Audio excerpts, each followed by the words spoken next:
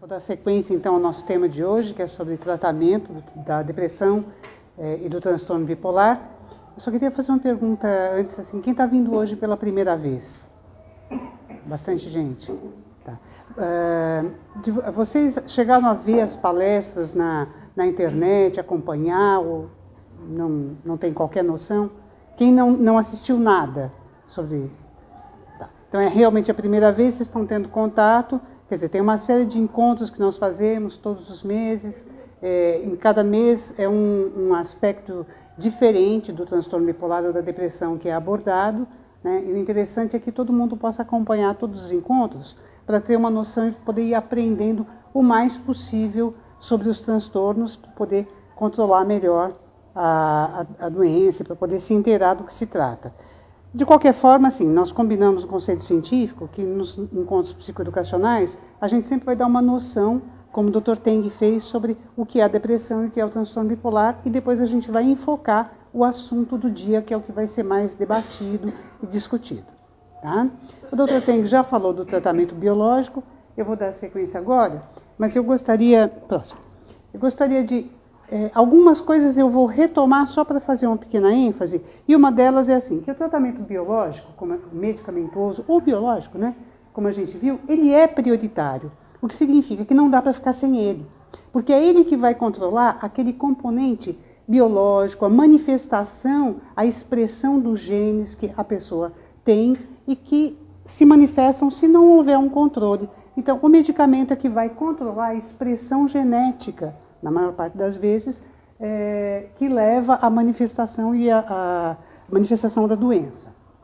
Ele visa tirar o paciente da crise e a manter a estabilidade clínica, estabilidade psíquica, mas na verdade a estabilidade clínica, que a psíquica envolve também a psicológica, né, ao longo do tempo. Vai tratar o paciente em crise e também os medicamentos vão servir para fazer a manutenção e a prevenção de novos episódios. Só que ela não é suficiente para proporcionar uma recuperação completa, uma recuperação funcional. Muitas vezes nem a recuperação sintomática, como o Dr. Teng falou muito bem, muitas vezes só com os medicamentos você demora muito tempo até conseguir uma plena estabilidade e evitar a volta dos sintomas. Mas se você só tratar com remédio, se houver necessidade de abordar questões psicológicas, temas psicológicos, e isso não for tratado, você também não consegue fazer o paciente recuperar plenamente a sua qualidade de vida. Agora, o que é ser funcional? A gente é funcional quando a gente funciona, né, normalmente, de maneira saudável, e conseguindo colocar em prática as nossas capacidades, aquelas que a gente tem, né, da maneira mais plena possível, de acordo com cada um. Né? Significa que a gente tem condição de trabalhar, a gente pode estudar, a gente vai se relacionar, né, com outras pessoas de uma maneira gratificante, saudável, vai se desenvolver na vida no sentido da realização dos nossos projetos, a gente tem autonomia, faz escolhas e consegue se conduzir na vida de acordo com as escolhas que faz, tem atividades de lazer e de qualidade. Isso é ser funcional. Né? Só que, mesmo fazendo o tratamento, se for só assim, mesmo tomando a medicação, existem alguns resultados, alguns dados que eu vou dar sobre, por exemplo, o curso e a evolução do transtorno bipolar. Apesar da eficácia comprovada dos medicamentos, 40% das pessoas ao longo de um ano vão voltar a ter um novo episódio. Se você considerar o intervalo de 2 anos, nós vamos ter 60% que vão ter um novo episódio. Em 5 anos, 73%. Isso vai mostrando como essa doença é altamente recorrente e como ela precisa de controle e como não é fácil fazer esse controle. É um tratamento complexo que dá muito trabalho, como o Dr. Teng já falou. Se você considerar um episódio maníaco no primeiro semestre, 6 meses depois, 30% das pessoas permanecem desempregadas, não conseguiram voltar a trabalhar nem recuperar seu trabalho. Isso independente de crise econômica, né? Estou falando numa condição sem levar em conta a situação do país. O desempenho profissional, apenas 20% vai conseguir recuperar. E isso sem considerar o risco de suicídio, que no caso dos pacientes bipolares é muito elevado, é 30 vezes maior do que o risco na população em geral, né, atingindo 17% a 19%. Isso tudo mostra como é uma doença grave que precisa de um tratamento amplo, complexo e que tem que ser muito bem acompanhado, né? E estou colocando aqui também mais um dado sobre o curso de transtorno bipolar, da evolução, né, ao longo do tempo, que é a falta de adesão ao tratamento, quando o paciente não adere, não aceita, não faz o acompanhamento corretamente, fica entre 32% e 45%, e isso é um fator de recorrência, que é uma das coisas que nós vamos ver agora, né? Já que é uma doença que recorre tanto, que é tão difícil de controlar e que merece muita atenção, você tem que saber quais são os fatores de risco que levam a pessoa a recorrer tanto, né? O principal deles é a baixa adesão ao tratamento. É considerado o principal fator de recaídas, né? Quando o paciente nem chegou a se recuperar totalmente de um episódio, ele volta a ter os sintomas da crise, ou então de uma recorrência, ele estava bem e voltou a ter um novo episódio. O baixo suporte social. As pessoas que têm transtornos de humor, principalmente os bipolares, mas os deprimidos também, muitas vezes têm muitos conflitos conjugais, conflitos na família, conflitos com colegas, né? Tem uma instabilidade, uma inconstância no comportamento que leva a muitos desentendimentos e isso favorece a pessoa a se isolar. E nesse isolamento ela vai ficando enfraquecida, sem apoio social, e isso vai fazer muita falta numa hora de crise, e a falta de apoio leva a pessoa a se descuidar. Eu vou explicar isso mais adiante num outro slide, mas leva a pessoa a se descuidar e a ter mais recorrências. O Dr. Teng falou também assim, da questão do ambiente familiar. É muito comum haver nas famílias de pessoas bipolares um ambiente muito crítico, onde as pessoas brigam muito, elas até tentam se ajudar, mas se ajudar de uma maneira desqualificadora. Você está errado, como é que você faz uma coisa dessa? Se não fizesse isso, você não estaria nessa situação. Isso é falta de coragem, é falta de vergonha, é falta de esforço, você não tem caráter. A pessoa até acha que está tentando ajudar a levantar a pessoa, se esforçar, mas na verdade ela está criando tanta crítica, fazendo o outro se sentir tão desqualificado, que isso gera um ambiente muito estressante que favorece a volta das crises, a pessoa ter recorrências. Então, esse tipo de comunicação dentro da família, que vai ser também alvo depois de tratamento, é chamado alta emoção expressa na família. Não é só com pacientes bipolares que favorece o desencadeamento de crises, em vários transtornos mentais, esquizofrenia, por exemplo. O estresse, como o Dr. Teng falou, é um fator de recorrência, né? O estresse entendido como o quê? Como uma situação diferente, tá? Uma situação que vai exigir de nós, quando a gente está estressado, a gente está diante de uma situação que nos tira da zona de conforto e diante do qual a gente tem que dar uma solução. É um problema a ser resolvido. Pode até ser bom, ele falou, vamos supor, o indivíduo vai casar, ele está mudando uma situação de vida. Ele vai ter que se adaptar a uma nova situação, construir outra forma de se relacionar e outra vida. Isso é estresse, né? As pessoas que têm transtorno de humor, elas têm uma maior dificuldade de se adaptar a estresse, de construir saídas saudáveis e muitas vezes adoecem, mesmo que o estresse seja de caráter positivo. Rupturas na rotina de atividades diárias, né? E no ciclo sono-vigília.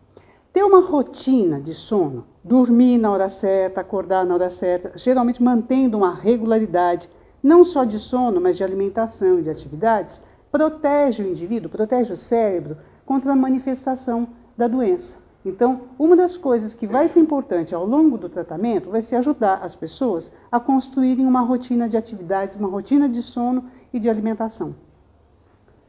Abuso de álcool e drogas desorganizam todo o sistema nervoso. A transmissão nervosa fica diferente, altera o padrão de sono e favorece o desencadeamento de crise. Então, fazer o indivíduo se afastar de álcool e drogas é fundamental. E um fator que permeia todos, né, mas o estigma social e o autoestigma. O autoestigma é o preconceito e a não aceitação que o indivíduo tem em relação à sua condição de doente. Como o doutor Teng falou, como aceitar é importante, porque pela aceitação você se trata bem e aí você se protege, tá?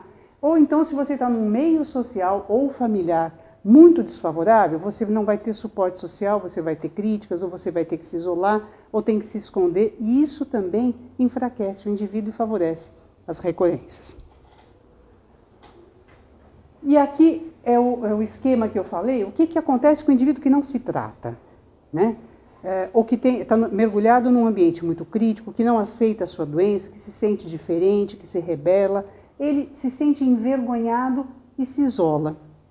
Ao se isolar, a sua autoestima diminui, ele não está se sentindo fazendo parte, né? Não está se sentindo acompanhado pelas pessoas, estimulado, ele está longe do apoio social que ele precisa. Consequentemente, assim, ele não aceita a doença e não se cuida, diminui o autocuidado. Ao diminuir o autocuidado, ele também não adere ao tratamento, porque não está aceitando mesmo, uma série de coisas que estão entrelaçadas, na verdade não exatamente na sequência. Não adere ao tratamento, ele começa a ter recorrências frequentes. Aí piora o curso da doença, porque qualquer doença que a gente não trata da forma como deve, ela piora. Isso pode ser um resfriado, pode ser um transtorno bipolar, uma depressão, um diabetes ou qualquer coisa, né? Então, tende a cronificar, piora a qualidade de vida, o indivíduo que vive mal, ele se isola, mas ainda se sente envergonhado e diferente dos outros, e aí vai retroalimentando esse círculo vicioso. E como é que faz para sair dele? Fazendo o tratamento. Aliás, isso não é exclusividade, nem transtorno bipolar, nem depressão, né? E é uma coisa ao longo da vida. Também não é exclusividade das doenças crônicas ter que se cuidar ao longo da vida. Nós temos que nos cuidar ao longo da vida, né? Nenhum de nós vai viver eternamente. Todos nós buscamos viver o melhor possível, o mais tempo possível. Para a gente fazer isso, a gente precisa se cuidar das mais variadas maneiras, né? Pode ser com alimentação saudável, com um ritmo de vida saudável, mantendo boa qualidade de vida, podendo fazer avaliações periódicas, inclusive de saúde, para detectar precocemente uma doença e, se identificada, tratar qualquer que seja ela, né? Então, esse cuidado ao longo da vida, todos nós temos que ter de um jeito ou de outro. É que quem tem uma doença vai ter que ter uma atenção especial em relação a essa doença, conhecê-la para poder controlá-la, né? Se não for possível curá-la. E no caso dos transtornos do humor, não tem cura, tem controle, né? E o controle é feito mediante o tratamento medicamentoso, como a gente estava vendo, que é para tirar o indivíduo da crise e manter a estabilidade clínica, controlar os fatores biológicos da doença.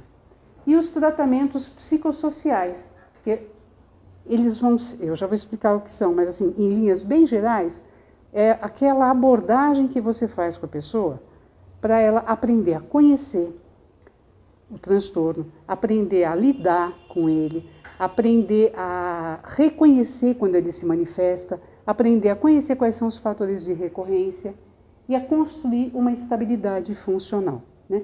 Falei TB, mas transtorno bipolar, mas também inclui a depressão. Aqui foi um erro meu. Próximo.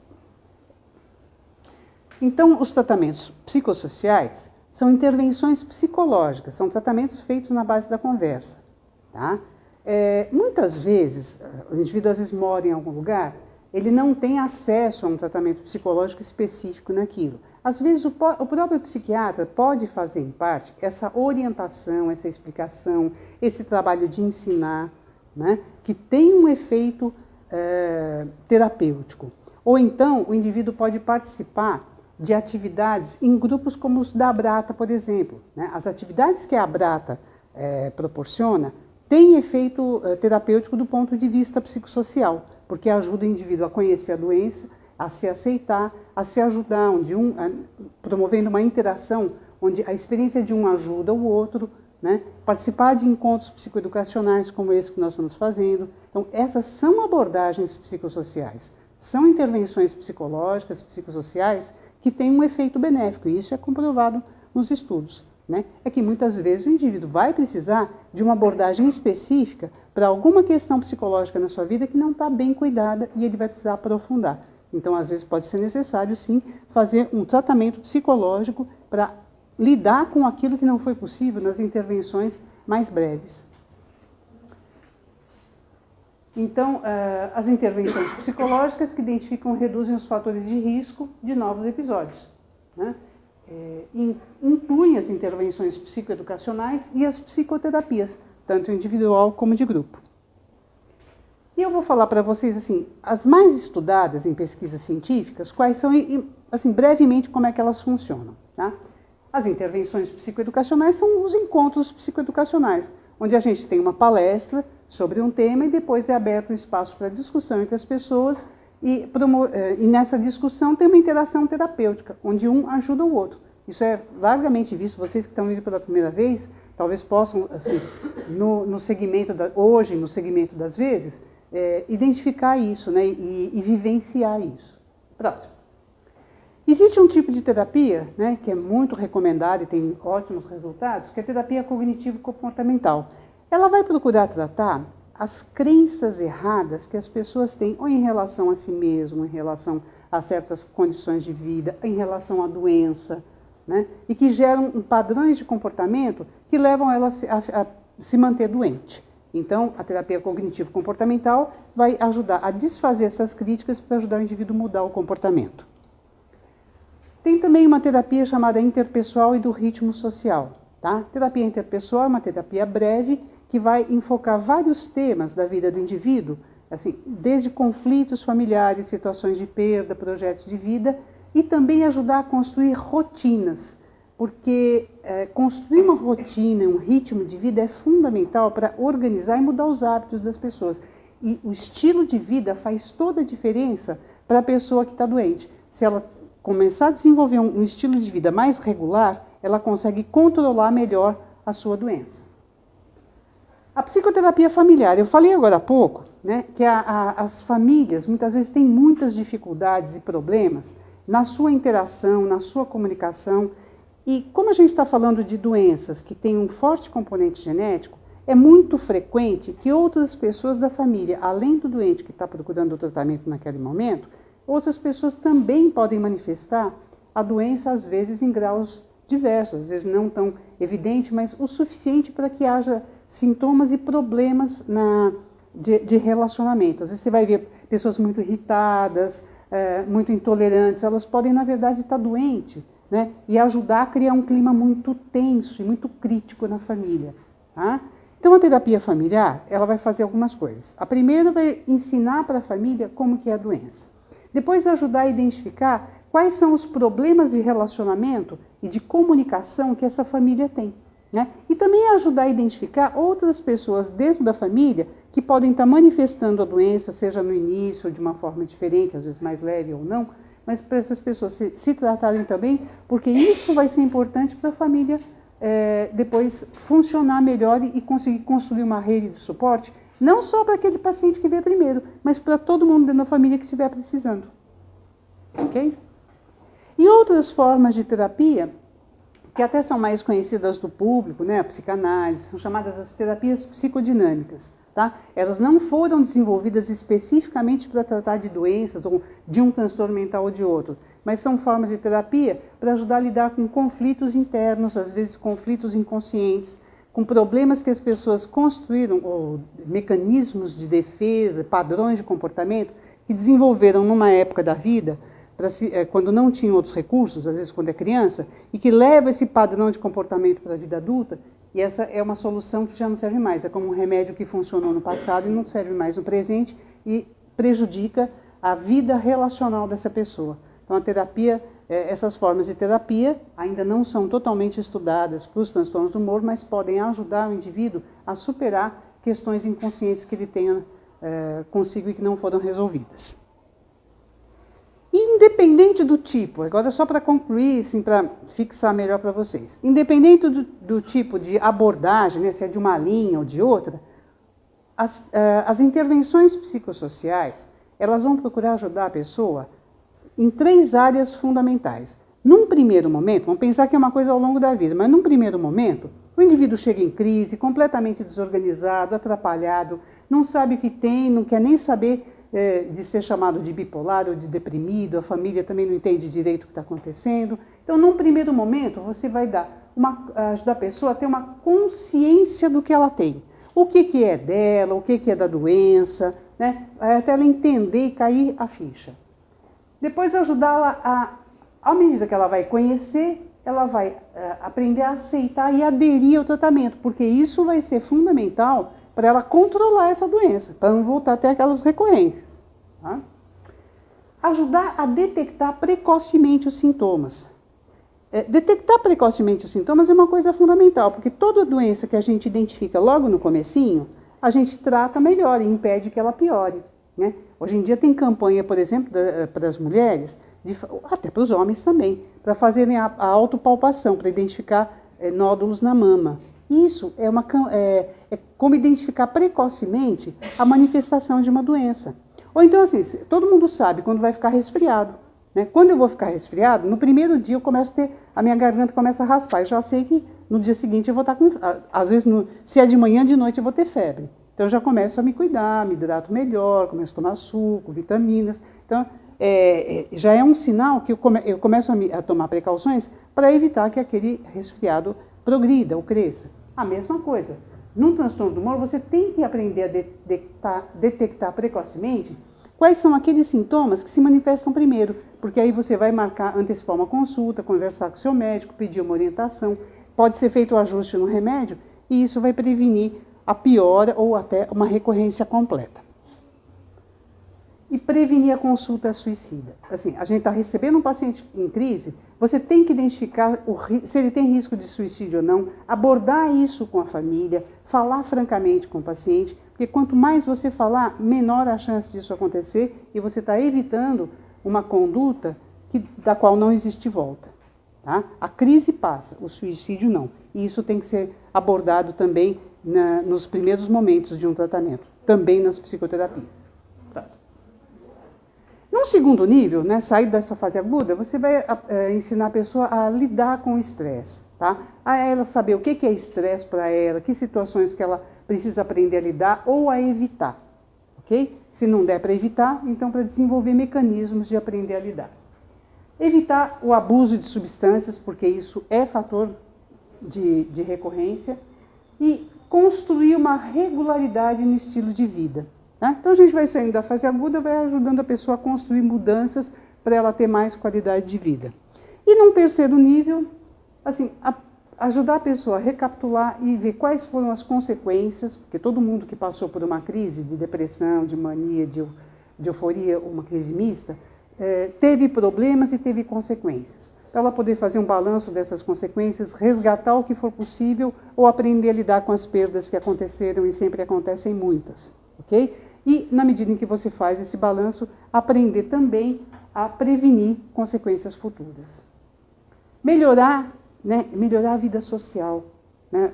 As pessoas que têm transtorno de humor vivem de forma muito isolada, se afastam, seja por causa do estigma do outro, seja por causa do próprio estigma, seja porque tem dificuldade de se relacionar, às vezes se sente desenturmado e não desenvolveu habilidade social. Então você vai ajudar essa pessoa a crescer, a se desenvolver socialmente, a aprender a se relacionar. Né? A enfrentar os sintomas, às vezes sobram alguns sintomas, né, que são difíceis de tratar, aprender a lidar com os sintomas leves, são chamados subsindrômicos, e com problemas que às vezes ficam. Às vezes a pessoa fica com um déficit cognitivo, um problema na concentração, no planejamento, na execução de tarefas. Você vai ajudar essa pessoa a superar ou desenvolver jeitos de superar ou de compensar essas deficiências. E, de forma geral, ajudar a melhorar a qualidade de vida. Durante todo o tratamento, o Dr. Teng falou, né, eu também coloco muita ênfase nisso, já foi objeto de uma aula, né, que foi dada no começo do ano, é aprender a reconhecer e enfrentar o estigma e o autoestigma, porque essas duas coisas, tanto o estigma de fora como o estigma de dentro da gente, sempre vão funcionar como boicote ao tratamento e isso só vai levar a piora e a alimentar aquele círculo vicioso que eu mostrei para vocês. E aí eu agradeço a vocês a atenção de hoje, né? Queria agradecer também a presença de todo mundo aqui da Abrata. Queria dizer que as pessoas que trabalham aqui na Abrata são voluntários. Que nós estamos sempre aqui tentando promover uma série de atividades no sentido de melhorar a vida de todas as pessoas que têm transtorno de humor e que convivem com pessoas que têm transtorno de humor. E aí eu vou pedir só mais uma coisa muito importante. e façam uma doação para a Brata, porque a Brata precisa de recursos. A Brata ela tem uma sede, ela tem despesas, ela precisa de espaço, ela precisa de usa material. Temos assim feito uma série de coisas no sentido, essa nova diretoria tem feito uma série de coisas no sentido de trazer mais recursos para a Brata, mas nós dependemos tanto do dinheiro dos associados como de doações. Então eu convido todos a fazerem uma doação para a Brata. Muito obrigada e vamos agora à nossa próxima parte.